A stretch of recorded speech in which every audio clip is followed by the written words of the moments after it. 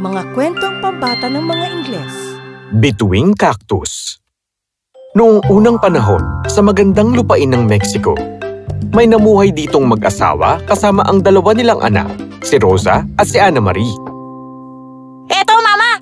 Dala namin ng prutas para sa'yo. Teka, mukhang sira na yung isa dyan. Saan? Hindi ko makita. Sira na nga. Mahusay at nakita mo, Ana Marie. Wow! Paano mo nakita yun? Siguro nga may kapangyarihan ng mga mata mong maningning. Sa katunayan, kakaiba nga ang mga mata ni Ana Marie dahil kakaiba ang ningning ng mga ito. Siguro nga ay talagang may mahika ang mga mata ni Ana. Nagniningning sila na parang maliliit na diamante.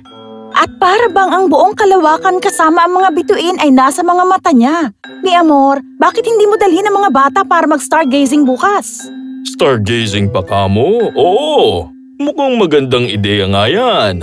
Planuhin natin ang paglabas. Sasabihin ko sa mga bata. Kaya, kinabukasan, silang apat ay naglakbay papalayo sa nayon hanggang sa mabatong kapatagan.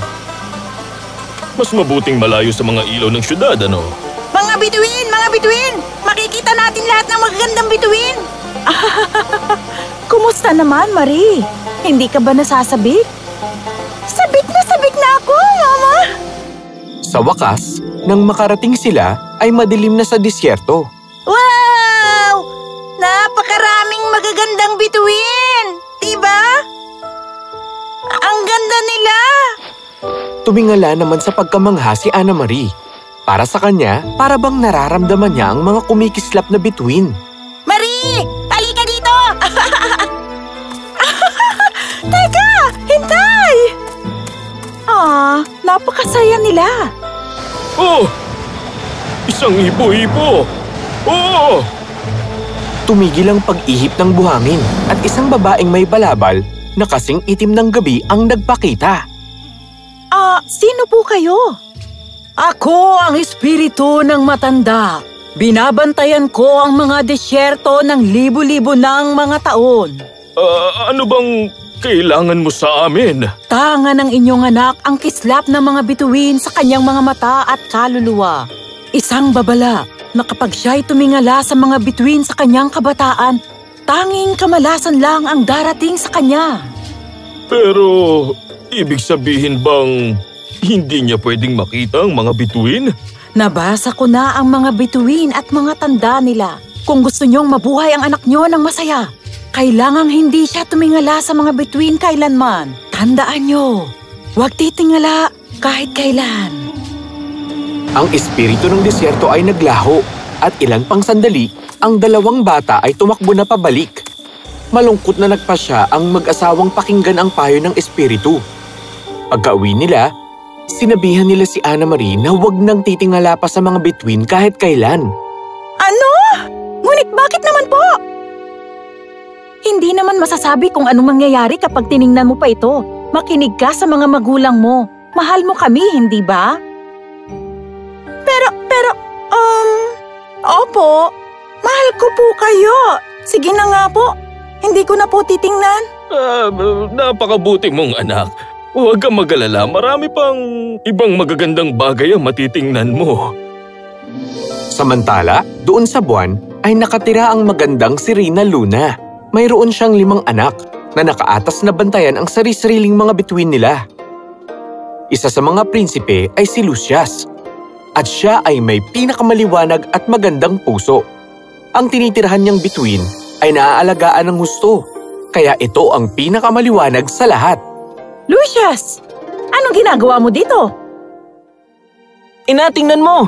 Napakaliwanag ng aking bituin. Nahahangaan ito ng lahat ng tao sa buong mundo! Wes, napakaganda naman talaga ng bituing ito, anak ko. Kita mo nga naman. Lucius? Ina, maaari ko bang makalaro ang mga tao balang araw? Mahal ko, di tayo dapat makisalamuha sa mga tao. Sila ay kakaiba mula sa atin. At kapag ikaw ay umalis sa lugar na ito, mayroong mangyayaring hindi maganda. Ano? Hindi ko pwedeng sabihin, pero ipangako mo na hindi mo iiwan ang tahanan natin dito. Malinaw ba yun? hindi naman gustong saktan ni Lucius ang kanyang ina at malungkot itong nangako sa kanya. Ngayon, sa paglipas ng mga taon, lumaki si Anna Marie na di man lang nakikita ang mga bituin. Ang gaganda ng mga bituin nung gabing yon. Pero ang mga mata ko ay tulad pa rin ng dati. Titingnan ko na lang ang mga bituin gamit ang isang salamin. Kakaiba naman yung sinabi ni Mama sa'yo. Ano ba yun? Di ka pwedeng tumingin sa mga bituin sa kalangitan? Ayos lang yan, Rosa. Nangako ako sa mga magulang natin kaya hayaan mo na lang. Sige na. Ilang araw na lang at uuwi na sila Mama at Papa dito. Dapat ba natin silang igawa ng sopas mula sa nopalitos? Ngunit wala tayo nun ngayon. Aalis muna ako't mamimitas. Dito ka muna at bantayan mo itong bahay. At kaya, siya'y nagtungo sa disyerto ng Chihuahua. Malayo ang kanyang nilakbay at nakarating sa isang lugar kung saan marami ang pagtubo ng matutulis na cactus. Oh! Makakagawa kami ng masarap na sopas nito kapag marami akong napitas. Oh! Siya ay nabigla nang makita ang ipo-ipo.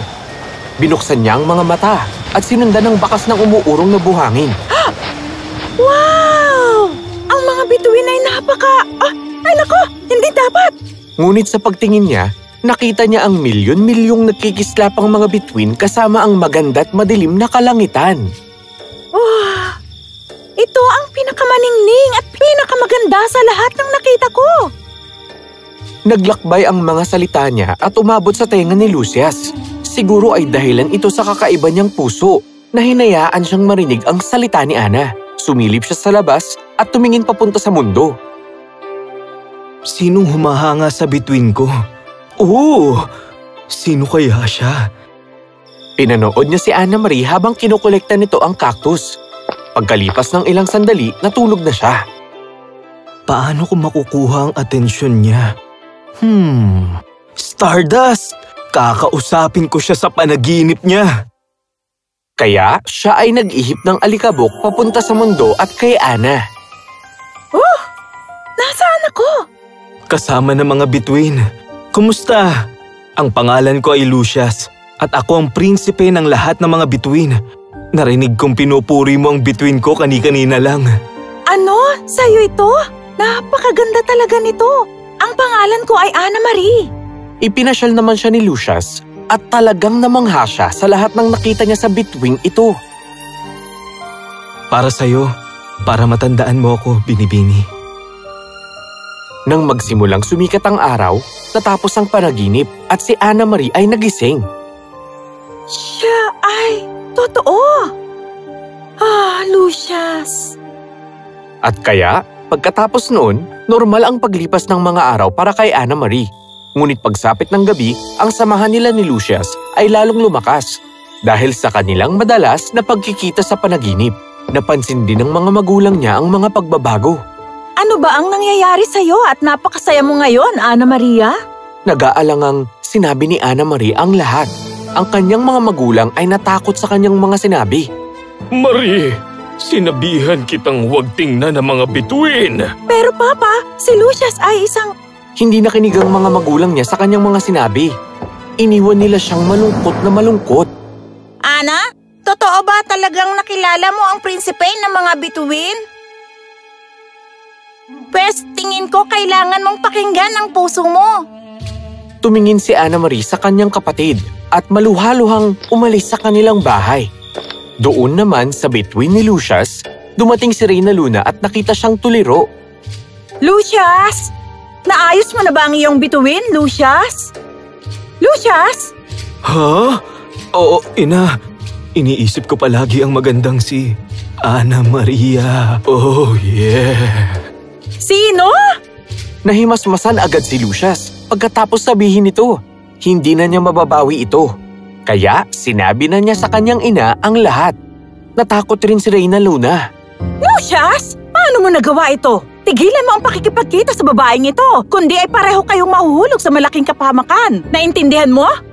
Ngunit ina, sa tingin ko'y hindi... Hindi ito tungkol sa iniisip mo, Lucius, kundi tungkol sa alam ko. Pasensya na anak ko, pero kailangang itigil mo ang pakikihalubilo sa mga tao. Opo, ina. Ayusin ko po ang bituin.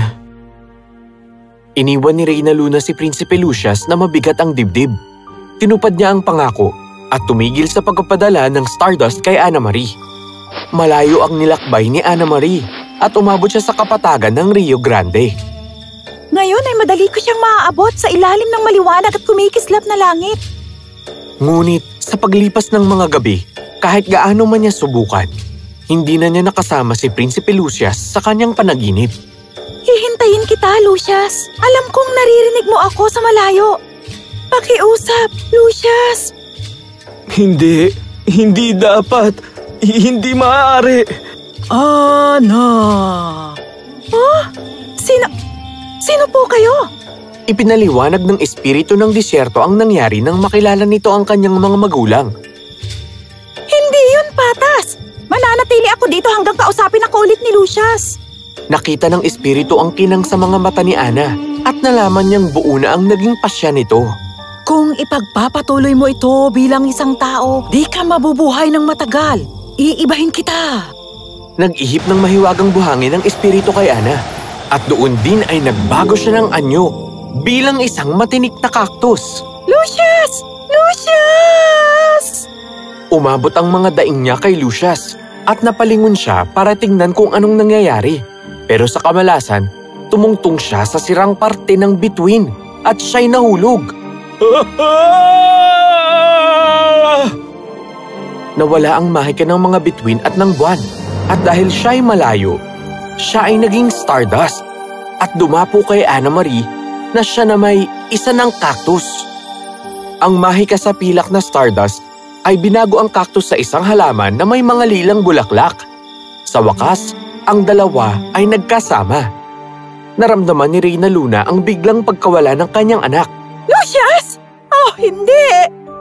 Si Reyna Luna ay bumaba sa mundo at tumabi malapit sa halaman. Oh, anak ko! Alam kong ito ang mangyayari. Ngunit talagang hindi kita mapipigilan. At kaya, ginamit ni Reyna Luna ang kanyang mahika at gamit ang Stardust, ibinahagi ang istorya ng umiibig na si Annamarie at ng bituing si Prinsipe Lucius sa lahat ng mga bansa. At nalaman ng lahat ang pangalan ng isang halaman na naging tanyag sa pangalang Sinitsa, o Purple Sage, o ang Ash-Covered Bush. Tandaang ang halaman ay nabuo dahil sa matinding pagmamahal at dahil sa hiwaga ng mga bituin.